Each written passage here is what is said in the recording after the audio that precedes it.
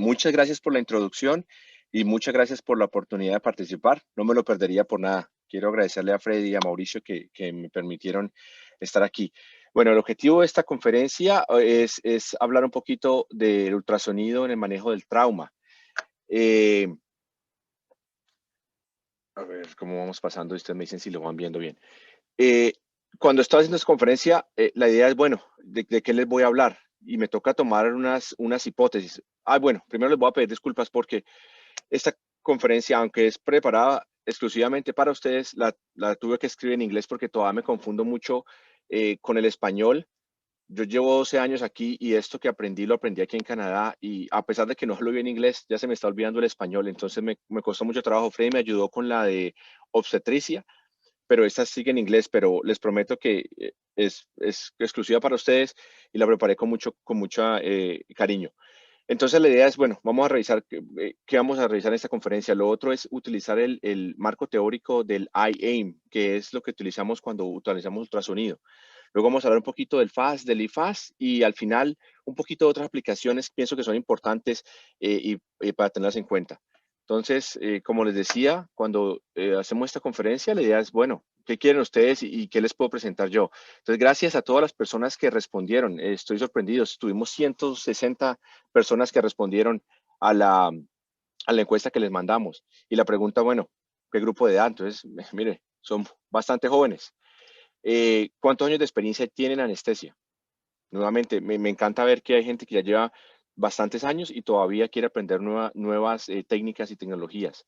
La mayoría tienen experiencia en accesos regionales o usan el ultrasonido para accesos regionales y accesos vasculares, algunos pocos para transtorácico y otras aplicaciones, pero está ahí la idea. Eh, Casi el 70% cuenta con una máquina de ultrasonido y la mayoría tienen ultrasonido de sonda lineal, aunque algunos tienen curvilíneos y algunos tienen acceso a cardíaco. Ahí ustedes están viendo los números. De hecho, me parece fascinante que tengan esta oportunidad.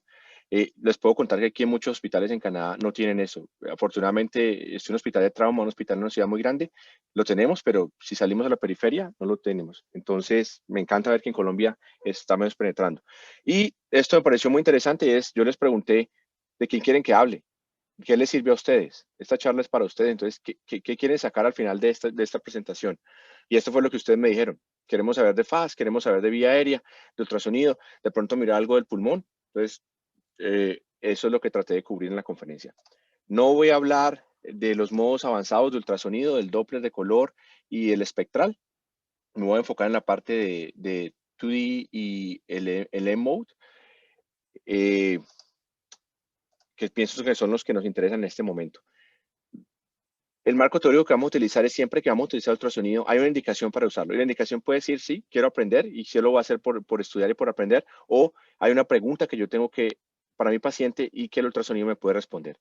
Luego, adquisición, cómo voy a hacer, qué paciente, qué sonda voy a utilizar, en qué protocolo, qué imágenes, dónde empiezo. Luego sigue la parte de cómo interpreto esas imágenes y lo más importante es lo que ustedes tienen, lo que nosotros tenemos y es el ser médico. ¿Qué hago con esa información? Ese ultrasonido es un monitor más, es solo como una prueba de saturación de oxígeno o un electrocardiograma. Me está dando una información, pero si yo no la pongo en el contexto, no me sirve de nada. El ultrasonido no es una bola mágica que me da respuestas. Yo tengo que hacer preguntas claras. Entonces, yo creo que para todos es claro ¿por qué utilizar el ultrasonido en trauma? Porque es demasiado específico, nos puede dar mucha información. Cuando tienen la práctica de entrenamiento, es fácil de utilizar, se puede hacer al lado del paciente y lo que me parece más interesante es que lo puede hacer uno, hace una intervención y lo examina. O sea, le permite a uno hacerlo muchas veces. Eh, Cuando adquiera las imágenes, no se le olvide siempre estar como en la medida de lo posible. Yo he visto otras presentaciones, me acordaba de los traumas que veía cuando estaba en Colombia. Eh, no siempre vamos a poder tener como en esta foto, pero si tienen la posibilidad, posiciónese para usted estar cómodo. Yo siempre trato de escanear con la mano derecha, que es la mano dominante, y usar la mano izquierda para manejar el equipo, tal cual como está en la foto. Eh, Tenga en cuenta si lo que quiere ver es aire o si lo que quiere ver es fluido, porque dependiendo de la posición, vamos a escanear en diferentes ángulos.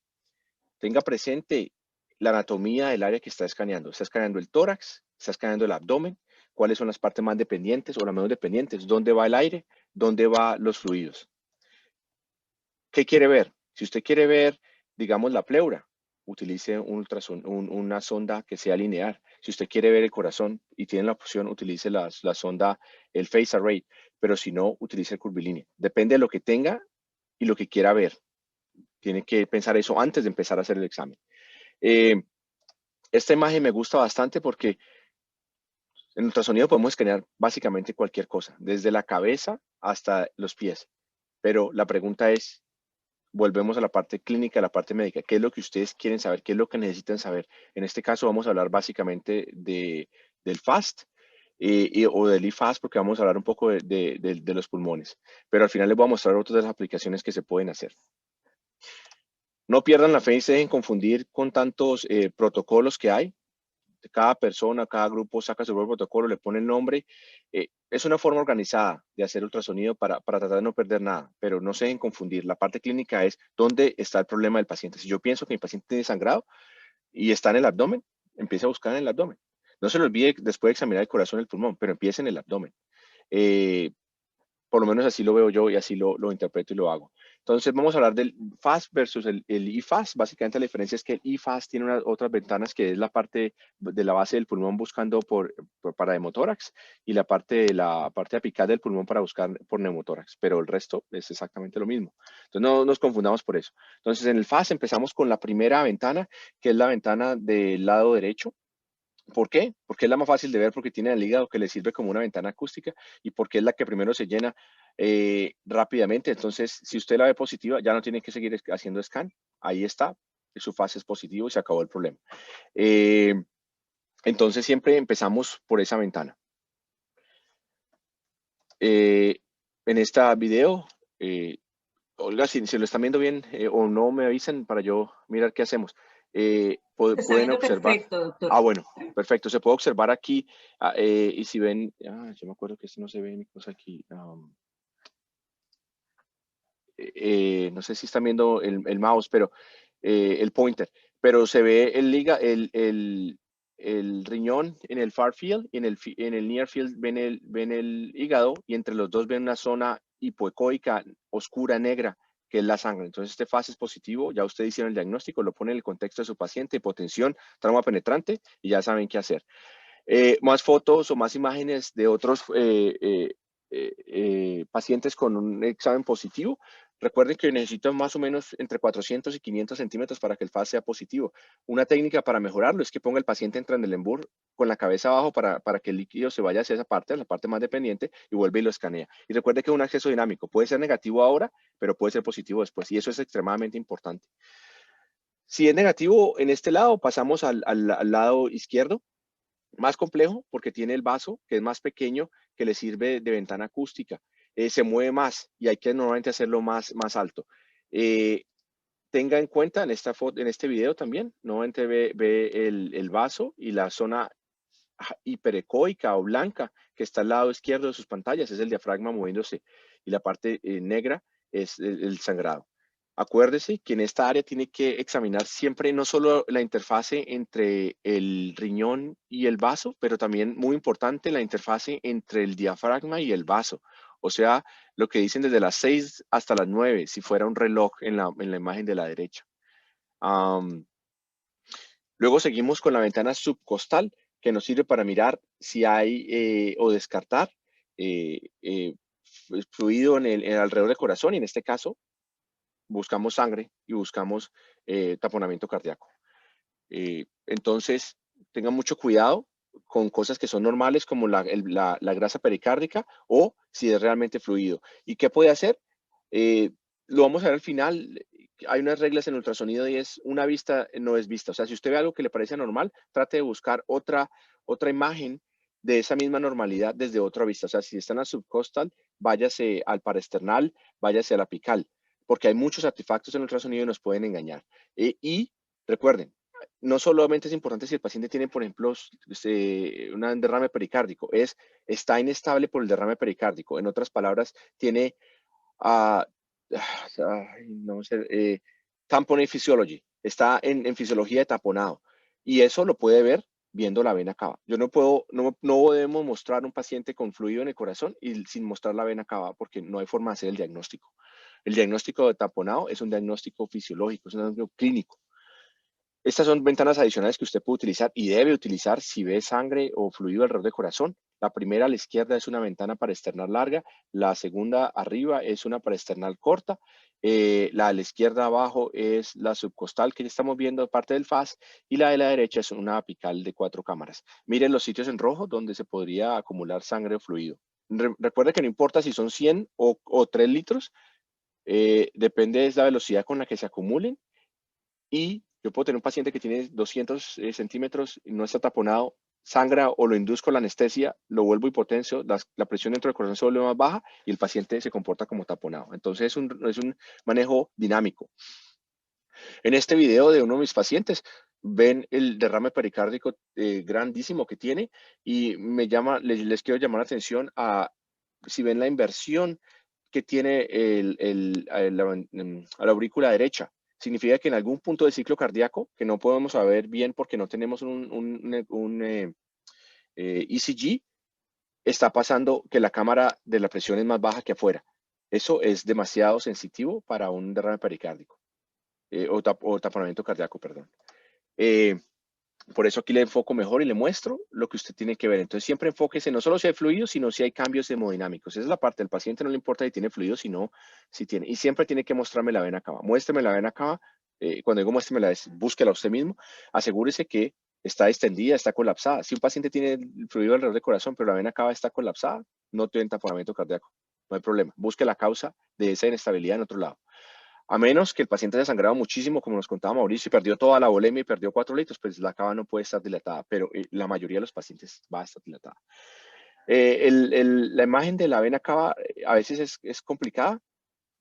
Tenga su mejor esfuerzo, siempre tiene que mostrar la vena cava entrando al atrio derecho, que la vea atravesando lo que decimos hígado arriba, hígado abajo, que muestre la vena hepática drenando ahí y que usted pueda mostrar al inclinar el ultrasonido o el sonda de ultrasonido hacia el lado, hacia la parte medial, que usted pueda mostrar la aorta, o sea, que no esté creyendo que es la aorta la que está mirando. Siempre dude de que esa sea la cava. Busque la aorta, busque esas categorías que también hay en la diapositiva para saber qué es la vena cava.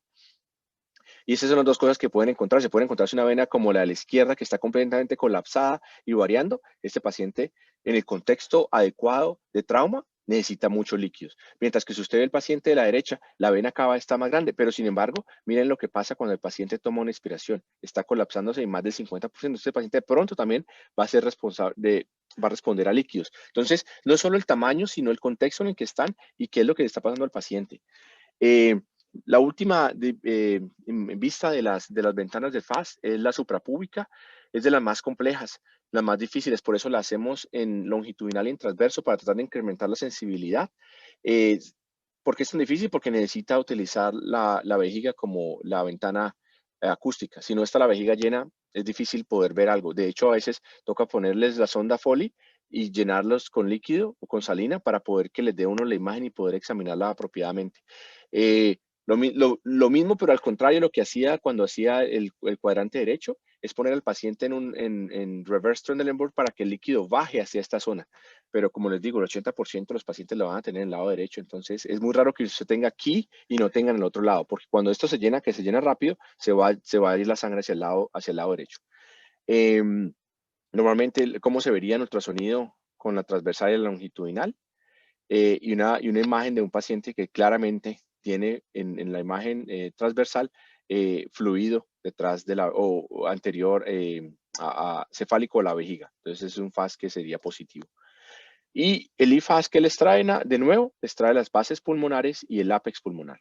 Entonces, para las bases pulmonares, toca hablar un poquito de qué ven en un pulmón normal. Un pulmón normal les muestra dos signos. Les muestra lo que se llama el signo de la cortina, que es que el pulmón viene y borra el hígado y el diafragma, los borra completamente. Y les muestra un signo negativo de la espina. Ustedes ven en la imagen de la derecha cómo se ve la columna, pero llega hasta el diafragma y ahí desaparece. Cuando hay fluido, el ultrasonido puede pasar y mostrarles un signo de la espina o de la columna positivo. Entonces, acuérdense que esos son los signos que vamos a buscar para confirmar fluido en el tórax. Siguiente, ¿dónde estamos? Entonces, signos que lo confirman y signos que lo excluyen. Si usted ve un signo de la cortina y está con su ultrasonido mirando hacia la parte posterior, ya sabe que no hay nada. Signos que lo confirman, una colección anecoica, o sea, blanca, negra, o el signo de la columna y el signo del sinusoide. Si usted los ve, ya sabe que están en una presencia. En este caso, es claro, se ve y siempre escaneamos, no sé si lo mencioné antes, pero por convención, al final del día está la convención de los radiólogos y la convención de los cardiólogos, no importa, mientras usted se mantenga la misma y sepa, en este caso, para orientarlos, la cabeza está a la izquierda, los pies están a la derecha, entonces esas líneas blancas que ven ahí es el diafragma, lo que está al lado es el hígado y lo que está en negro es su colección. Si ven como la espina la pueden observar, o la columna, perdón, la columna la pueden observar en la parte distal del ultrasonido.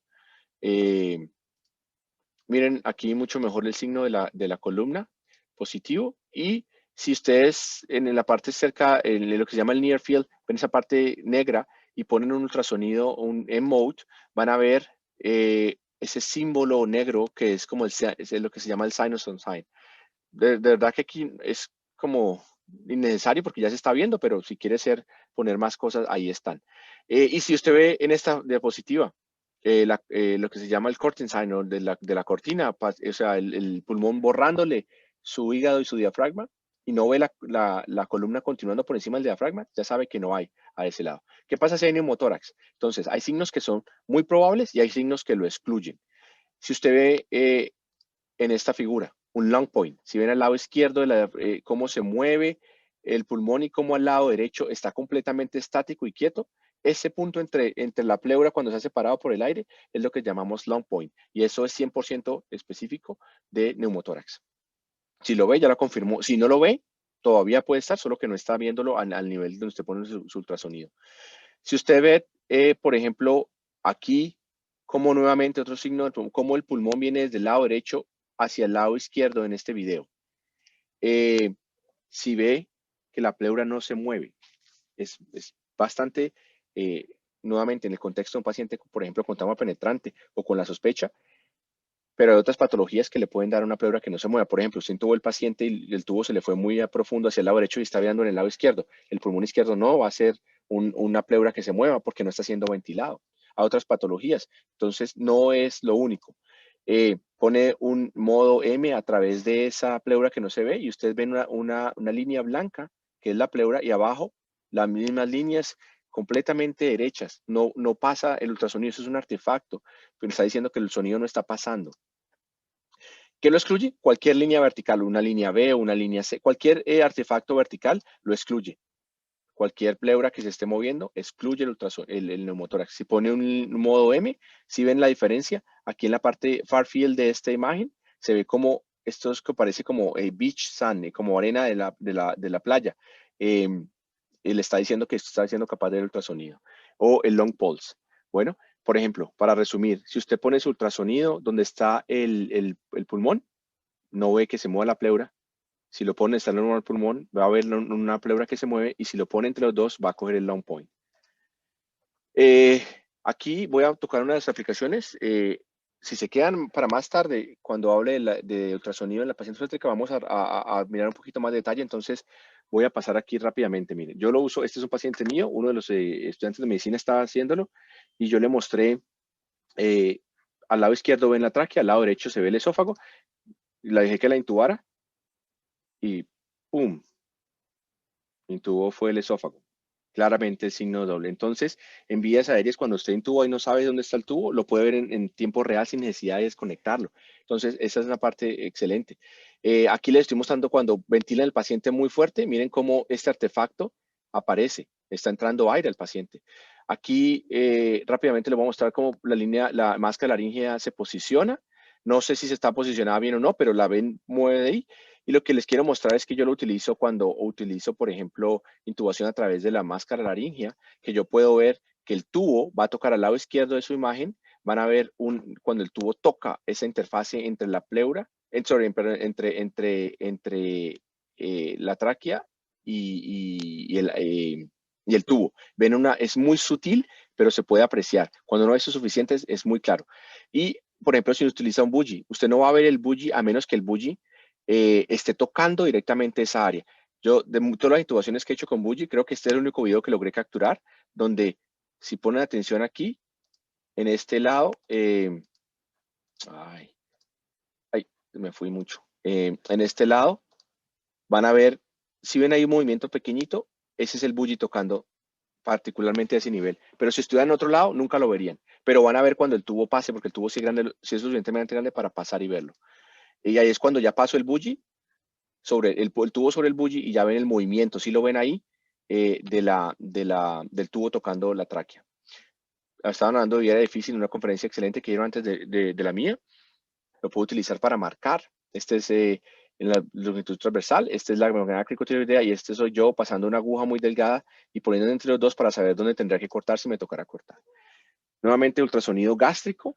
Es un paciente que les tiene el estómago vacío, pero hablaban en trauma que todos los pacientes de trauma los consideran estómago lleno. Yo particularmente no lo hago. Yo les hago el examen y si lo veo vacío, está vacío. A diferencia de este paciente en este video donde usted ve el estómago que está inmensamente grande, yo no diría que haga una secuencia rápida. Yo diría póngale una sonda, drénelo y vuelva y examínelo, porque este paciente, a pesar de que haga una secuencia de intubación rápida, puede vomitar. Hay otras indicaciones como si va a ser el REBOA. Acuérdese que trata de hacerlo en la arteria femoral común. Entonces el ultrasonido le puede decir si está en la femoral común o está más abajo para que no lo ponga donde no debe ser. Si utiliza el IO para un acceso vascular, podría también utilizarlo para mirar si está en la posición adecuada. Eh, la vaina del nervio óptico, yo no la utilizo tanto, pero este es uno de los pacientes cuando empecé a hacerlo. Podría darle información, sobre todo si está mayor de 5 milímetros, se considera positiva y por supuesto si está por encima de 6, no hay duda.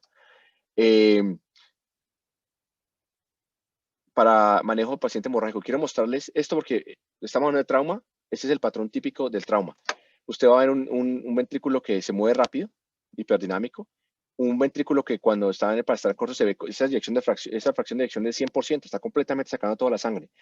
Va a haber una vena cava que está completamente colapsada, que se colapsa con la respiración, y si se pone muy avanzado y tiene la capacidad y sabe cómo hacerlo, tiene un amigo, mejor dicho, que le puede hacer, no necesariamente tenemos que saber hacerlo todo. Podemos traer a alguien que sepa hacer y hacer un BTI. Usted va a ver que el BTI está disminuido, en este caso es 9. ¿Por qué? Porque la resistencia sistémica está muy elevada. Tres cositas para respuesta a los fluidos, que siempre es la pregunta. Yo no solo miro la cava cuando voy a dar líquidos. Si a mí alguien me hizo líquidos solo en la cava, yo le digo, muéstrame el pulmón y muéstrame el corazón. Antes, la cava solamente es como abra la boca y yo miro si tiene un malampati de 3, si es difícil o no. No tiene que haber otros predictores. Entonces, una buena cava que varía más del 50% o una respuesta en el cambio en el TDI cuando hace una elevación pasiva de las piernas. Son dos los que se han encontrado en la literatura que predicen, que pueden predecir respuesta a los fluidos. Y esto fue lo que ustedes me dijeron de por qué les cuesta trabajo hacerlo en su práctica diaria. A la mayoría es porque no tienen entrenamiento, pero mire, este es un buen paso a empezar. Los equipos son muy costosos, no hay tiempo, no les pagan por esto y muchas razones. Pero pienso que es un paso excelente tener estas oportunidades. Eh, para terminar aquí, conozca qué equipo tiene. No importa que solo tenga una sonda lineal, puede hacer muchísimas cosas con ella. Siempre tenga un marco teórico que le permita planear, o sea, tenga un plan. Una normalidad en una sola vista, no la considere, búsquela en otras vistas. Cuando escanee, enfóquese en escanear, no trate de interpretar. Cuando tenga las imágenes, trate de interpretarlas, pero haga preguntas claras. Es como los pacientes cuando uno les puede hacer preguntas abiertas. La pregunta es, ¿tiene fluido en el corazón alrededor del pericárdico? ¿Sí o no lo vi, listo. No es, ¿tiene taponamiento pericárdico? Sí, no lo pude valorar. ¿El corazón se contrae? Sí, no. ¿Tiene un FAS positivo? Sí o no. Ponga las preguntas de manera que no sean abiertas para que sea fácil para usted y para su equipo interpretarlas. Y conozca sus limitaciones. ¿Listo? Muchas gracias por la atención. Al final de la conferencia creo que vamos a tener tiempo para preguntas. Con mucho gusto las preguntas que yo pueda responderles. Y nos vemos en la siguiente charla.